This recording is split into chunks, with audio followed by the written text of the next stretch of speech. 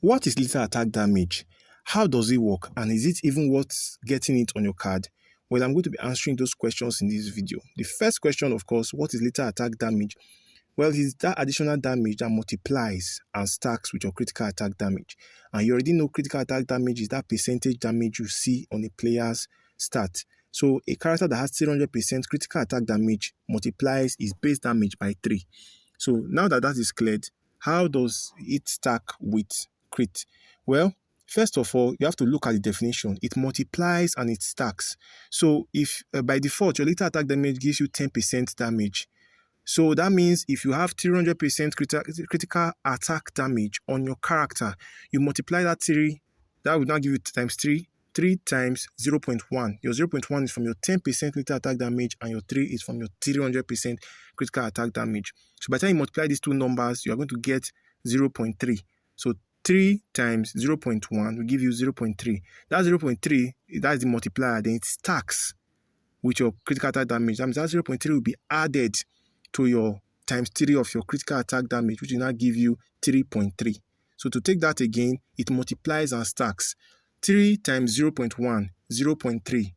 The stacking part, 0.3 plus 3. Mind you, that 3 is from critical attack damage. It's going to give you 3.3. Which means when you do a normal attack that has no multiplier, you have your base number, then you have times 3 for critical attack damage, then times 3.3 for your critical mixed with lethal attack damage. So for example, I'm going to show you some pictures from the gameplay of Batman Ninja Katuma with no support, just her testing it in campaign mode. This first one you're going to see is 509. That is the base damage because it's white. You see the base damage 509. The next one you see 1526, which you get when you multiply 509 by 3.